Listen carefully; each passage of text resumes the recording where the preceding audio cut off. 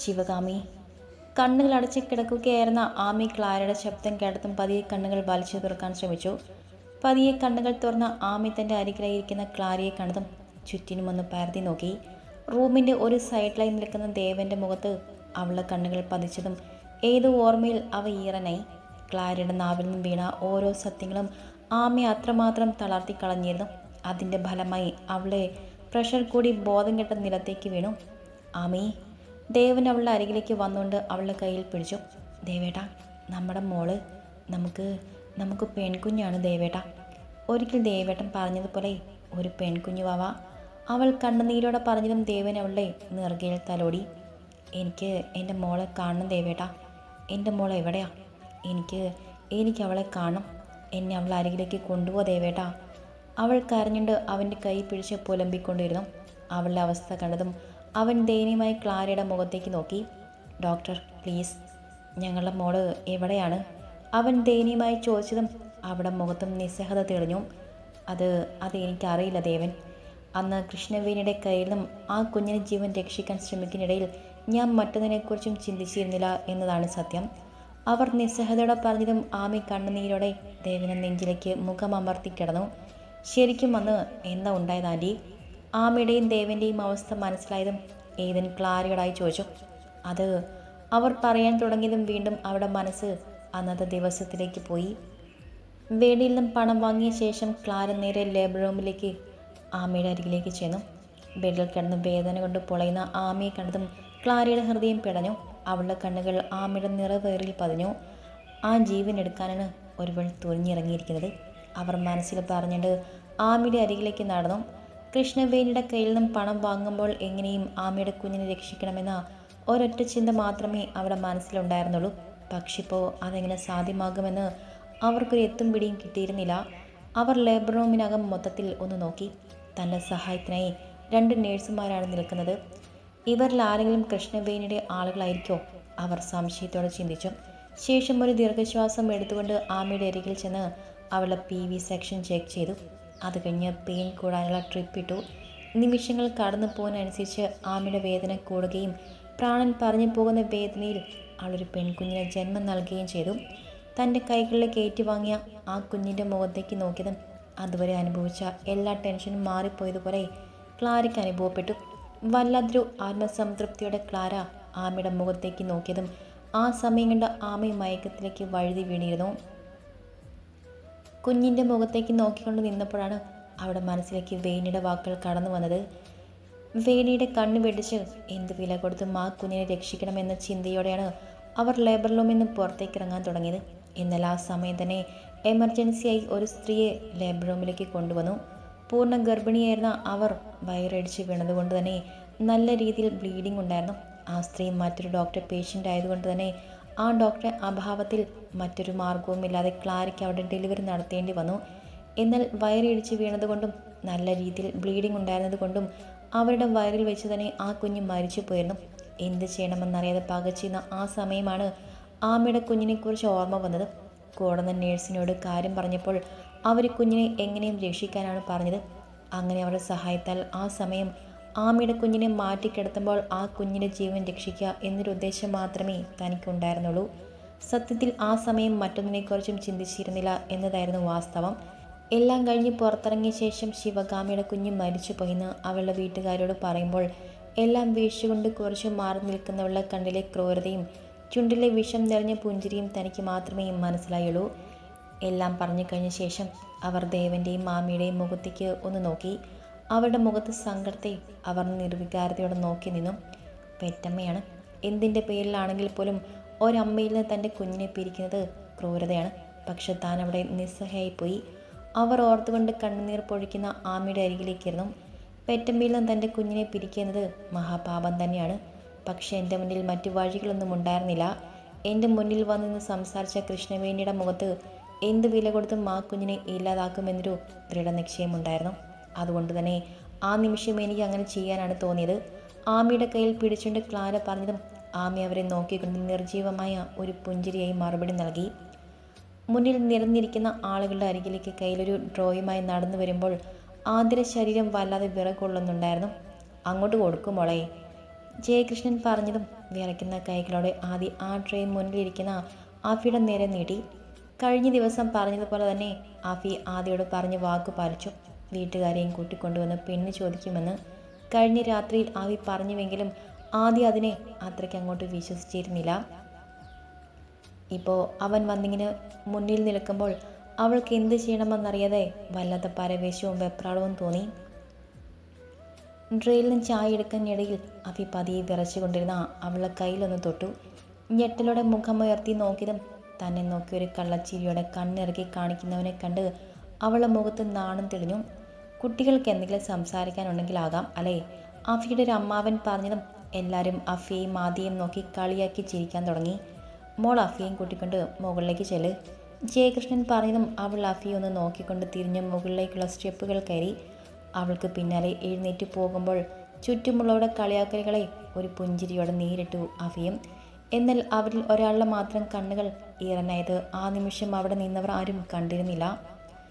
Hospital റെക്കോർഡ്സുകൾ ഓരോന്നും ആകാംക്ഷയോടെ പരിശോധിക്കുമ്പോൾ ദേവന്റെ മുഖത്ത് വല്ലാത്ത പരവേശവും വെപ്രാളവും നിറഞ്ഞു നിന്നിരുന്നു. 23 വർഷങ്ങൾക്ക് മുൻപുള്ള ഫയലുകൾ ഓരോന്നും അവൻ്റെ മുൻപിൽ നിരത്തി വെച്ചിരുന്നു. ഓരോ ഫയലുകളുടെയും കണ്ണുകൾ പാലിക്കുമ്പോൾ അവൻ്റെ മനസ്സിലേക്ക് കഴിഞ്ഞ ദിവസം ക്ലാര പറഞ്ഞ ഓരോ കാര്യങ്ങളുമായിട്ട് കടന്നു വന്നുകൊണ്ടിരുന്നു. ഒരു ദീർഘശ്വാസം എടുത്തുകൊണ്ട് അവൻ ഓരോ ഫയലുകളും സൂക്ഷ്മമായി പരിശോധിക്കാൻ തുടങ്ങി. അങ്കിൾ, ഇതാണെന്ന് തോന്നുന്നു. അവനോടൊപ്പം തന്നെ ഫയലുകൾ ചെക്ക് ചെയ്തുകൊണ്ടിരുന്ന ഏതെങ്കിലും ബ്ലൂ കളർ ഫയൽ അവന് നേരെ നീട്ടിക്കൊണ്ട് പറഞ്ഞതും ദേവൻ അത് വേഗത്തിൽ വാങ്ങി തുറന്നു നോക്കി. യെസ്, 16/8/2000 ആമി പ്രസവിച്ച അതേ ഡേറ്റ്. ദേവൻ അതീവ സന്തോഷത്തോടെ അതിലെ പേജുകൾ മറിച്ചു നോക്കി. അതിലെ ഡീറ്റെയിൽസിൽ നിന്നും ആമിയോടൊപ്പം ഉണ്ടായിരുന്ന സ്ത്രീയുടെ പേരും അഡ്രസ്സും മനസ്സിലായതും അവൻ അതീവ സന്തോഷത്തോടെ ആ ഫയൽ തൻ്റെ നെഞ്ചോട് ചേർത്ത് പിടിച്ചു. മുകളിലേക്കുള്ള പടികൾ കയറി ചെന്ന ശേഷം മാഫി ഒരു സംശയത്തോടെ വാതിൽ കടന്ന് അകത്തേക്ക് കയറിയതും നെഞ്ചിലെന്തോ ഒന്ന് വന്ന് ഇടിച്ചു നിന്നു. ഇരു കൈകൾ കൊണ്ടും വയറിലൂടെ ചുറ്റിപ്പിടിച്ച് നെഞ്ചിൽ മുഖം അമർത്തി നിൽക്കുന്നവളെ അവൻ അതീവ വാത്സല്യത്തോടെ ചേർത്ത് പിടിച്ചു. നെഞ്ചിൽ തട്ടിയ നനവിലൂടെ അവൾ കരയുകയാണെന്ന് മനസ്സിലാക്കിയ അഫി ഇരു കൈകൾ കൊണ്ടും അവളെ കവിളിൽ പിടിച്ച് അവളുടെ മുഖം തൻ്റെ നേരെ ഉയർത്തി. ആദി, വാത്സല്യത്തോടെ അവൻ വിളിച്ചതും അവളുടെ കണ്ണിൽ നിന്നും കണ്ണുനീർ ഒഴുകിയിറങ്ങി. ഛേ, എന്താ മോളിത്? എന്തിനാ നീ ഇങ്ങനെ കരയുന്നത്? സന്തോഷം കൊണ്ട് അഫിയേട്ടാ, ഒത്തിരി സന്തോഷം തോന്നും. അവൾ പുഞ്ചിരിയോടെ പറഞ്ഞിട്ട് ഒന്നുകൂടെ അവനോട് ചേർന്ന് നീനും. ആവശ്യമില്ലാതെ കരയരുതെന്ന് ഇന്നലെ ഞാൻ നിന്നോട് പറഞ്ഞതല്ലേ ആദി? സങ്കടം വന്നാലും സന്തോഷം വന്നാലും എൻ്റെ പെണ്ണ് വെറുതെ കണ്ണുനീർ ഒഴുക്കുന്നത് എനിക്കിഷ്ടമല്ല. മനസ്സിലായോ എൻ്റെ പെണ്ണിന്? അവൻ പറഞ്ഞു കേട്ട് അവളൊരു പുഞ്ചിരിയോടെ അവനെ നെഞ്ചിലേക്ക് മുഖം പൊളിപ്പിച്ചു. അവൻ അതീവ സ്നേഹത്തോടെ അവളെ ചേർത്ത് പിടിച്ചു. ഇതേ സമയം നന്ദുവിനെ കൊടുക്കാനുള്ള പുതിയ വഴികൾ കണ്ടെത്തിയ സന്തോഷത്തിൽ അവളുടെ അരികിലേക്ക് വരാൻ തയ്യാറാകുകയായിരുന്നു സഹീർ എന്ന രാക്ഷസൻ. കോമൺ ബാൽക്കണിയിലെ റെയിലിങ്ങിൽ ഇരു കൈകൾ കൊണ്ട് മുറുക്കെ പിടിച്ചുകൊണ്ട് പുറത്തെ കട്ട പിടിച്ച് ഇരുട്ടിലേക്ക് നോക്കി നിൽക്കുകയായിരുന്നു അരവിന്ദ്. അവൻ്റെ കൈകളുടെ മുറുക്കത്തിൽ നിന്നും തന്നെ ആ നിമിഷം അവൻ അനുഭവിക്കുന്ന സംഘർഷാവസ്ഥ എത്രയാണെന്ന് മനസ്സിലാക്കുകയായിരുന്നു. അവൻ്റെ കണ്ണുകളിൽ ആ നിമിഷം ആഫിയുടെ നേരെ നാണത്തോടെ ചായക്കപ്പം നീട്ടുന്ന ആദിയുടെ മുഖം തെളിഞ്ഞു നിന്നു. വല്ലാത്തൊരു നഷ്ടബോധം അവൻ്റെ ഉള്ളിൽ തെളിഞ്ഞു. അതിഥി, എന്നു മുതലാണ് ആ കുഞ്ഞു പെണ്ണ് തൻ്റെ മനസ്സിൽ പതിഞ്ഞതെന്ന് അറിയില്ല. സ്വന്തം മുറപ്പെണ്ണാണെങ്കിൽ കൂടെ ആദ്യമൊന്നും അവളെ ആ ഒരു കണ്ണുകൊണ്ട് താൻ ഒരിക്കലും കണ്ടിരുന്നില്ല.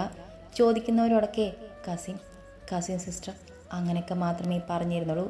പക്ഷെ ഒരിക്കൽ കൂടെ പഠിച്ച ഒരു കൂട്ടുകാരൻ അരുണിനോട് തമാശ പോലെ അവളെ കെട്ടിച്ചു തരുമോ എന്ന് ചോദിച്ചപ്പോഴാണ് കാര്യങ്ങൾ കൈവിട്ടു പോയെന്ന് മനസ്സിലായത്. തനിക്ക് അവളോട് ഉണ്ടായിരുന്ന ഇഷ്ടത്തിന് മറ്റൊരു അർത്ഥം കൂടി ഉണ്ടെന്ന് മനസ്സിലായത് അവനോട് തനിക്ക് തോന്നിയ കാരണം അറിയാത്ത ഒരുതരം ദേഷ്യം കൊണ്ടായിരുന്നു. പിന്നെ ആദ്യം കാണുമ്പോഴൊക്കെ വല്ലാത്തൊരു ഇഷ്ടം മനസ്സിൽ ചേക്കാറാൻ തുടങ്ങി. അത് മനസ്സിൽ കിടന്ന് തിങ്ങി നിറഞ്ഞ് ശ്വാസം മുട്ടിച്ചപ്പോൾ താൻ ആദ്യം ചെന്ന് അത് തുറന്നു പറഞ്ഞത് അരുണിനോട് തന്നെയായിരുന്നു. എനിക്കവളോട് അങ്ങനെ ഒരു ഇഷ്ടമുണ്ടെന്ന് അറിഞ്ഞപ്പോൾ ഏറ്റവും കൂടുതൽ സന്തോഷിതം അവനായിരുന്നു. നീ ഒന്നുകൊണ്ട് പേടിക്കണ്ട, എല്ലാം ഞാൻ സെറ്റാക്കി തരാമെന്ന് അവൻ പറഞ്ഞപ്പോൾ അത്ഭുതമായിരുന്നു. നീ അവളെ കെട്ടിയാൽ അവളെ ദൂരെ എങ്ങും കെട്ടിച്ചു വിടണ്ടല്ലോ, ഞങ്ങൾക്ക് അവളെ എന്നും ഞങ്ങളെ കൺമുന്നിൽ തന്നെ കാണാൻ സാധിക്കല്ലോ എന്നതായിരുന്നു തൻ്റെ കണ്ണിൽ അത്ഭുതം കണ്ട് അവൻ പറഞ്ഞത്. പക്ഷേ ഇപ്പോൾ ആദ്യയെക്കുറിച്ച് ഓർത്തതും അവൻ്റെ കണ്ണുകൾ നിറഞ്ഞു. അരവിന്ദ്. പിന്നിൽ നിന്നും അരുണിൻ്റെ ശബ്ദം കേട്ടതും അവൻ തിരിഞ്ഞു നോക്കി. തൻ്റെ അരികിലേക്ക് നടന്നു വരുന്ന അരുണിനെ കണ്ട അരവിന്ദ് അവനൊരു വിളറിയ ചിരി നൽകിക്കൊണ്ട് വീണ്ടും പുറത്തേക്ക് നോക്കി നിന്നു. അവിടെ എന്തായി കാര്യങ്ങൾ? എല്ലാം ഉറപ്പിച്ചോ? നിർവികാരതയോടെയുള്ള അവൻ്റെ ചോദ്യം കേട്ടതും അരുൺ അവൻ്റെ തോളിലൂടെ കൈയിട്ടുകൊണ്ട് അവനെ ചേർത്ത് പിടിച്ചു. എന്താടാ ഇത്? എല്ലാം നേരത്തെ തന്നെ നമ്മൾ സംസാരിച്ചതല്ലേ, ഇനിയും നീ ഇങ്ങനെ? അരുൺ അസ്വസ്ഥതയോടെ പറഞ്ഞതും അരവിന്ദ് അവനെ ദയനീയമായി ഒന്ന് നോക്കി. മറക്കാൻ കഴിയുന്നില്ലടാ. എന്തെങ്കിലും സ്വന്തമാകുന്നു കരുതിയിരുന്നവൾ ഇന്ന് മറ്റൊരുവിനെ ചേർന്ന് നിൽക്കുന്ന കാഴ്ച അത് അസഹനീയം തന്നെയാണ് അരുൺ. അരവിന്ദ് ദയനീയമായ ശബ്ദത്തിൽ പറഞ്ഞതും അരുൺ അവനെ ചേർത്ത് പിടിച്ചു. അച്ഛൻ പെങ്ങളുടെ മകനാണെങ്കിലും സ്വന്തം സഹോദരനെ പോലെയായിരുന്നു. ആദ്യയോട് തോന്നിയ ഇഷ്ടം അവൻ ആദ്യം പറഞ്ഞതും തന്നോട് തന്നെയായിരുന്നു. പക്ഷെ തിരികെ അവൾക്ക് അങ്ങനെ ഒരു ഇഷ്ടമില്ലെങ്കിൽ പിന്നെ എന്ത് ചെയ്യും? അരവിന്ദിൻ്റെ അവസ്ഥയിൽ അവന് വല്ലാത്ത വിഷമം തോന്നി. ഒരു വേള അത് അവൻ്റെ മനസ്സിൽ ആദ്യയോട് ചെറിയൊരു ദേഷ്യത്തിനിടയാക്കി. പോട്ടടാ, അവൻ അരവിന്ദിൻ്റെ തോളിൽ തട്ടിക്കൊണ്ട് ആശ്വസിപ്പിക്കാൻ എന്നതുപോലെ പറഞ്ഞു. അപ്പോഴും അരവിന്ദിൻ്റെ കണ്ണുകൾ കാടിൽ നിന്ന് ചിരിച്ച് കളിച്ച് ഫോണിൽ സംസാരിച്ചുകൊണ്ട് നിൽക്കുന്ന ആദ്യയുടെ നേർക്കായിരുന്നു. നന്ദേട്ടാ. കട്ടിലെ ഹെഡ് ഡ്രസ്സിലേക്ക് ചാരിയിരുന്ന് എന്തോ കാര്യമായി ചിന്തിച്ചുകൊണ്ടിരുന്ന ആനന്ദിൻ്റെ അരികിലേക്ക് വന്നുകൊണ്ട് നന്ദി വിളിച്ചതും അവൻ ഞെട്ടലോടെ അവിടെ നിന്ന് നോക്കി. എന്തു പറ്റി? കാര്യമായിട്ട് തന്നെ ആലോചനയിലാണല്ലോ. ആർക്കെങ്കിലും എന്തെങ്കിലും പണി കൊടുക്കുന്നതിനെ പറ്റിയാണോ? അവളൊരു കുസൃതി ചിരിയോടെ ചോദിച്ചുകൊണ്ട് അവൻ്റെ അരികിലേക്കിരുന്നു. അതെ, നല്ല ഒന്നാന്തരം പണി ഒരാൾക്ക് കൊടുക്കണം.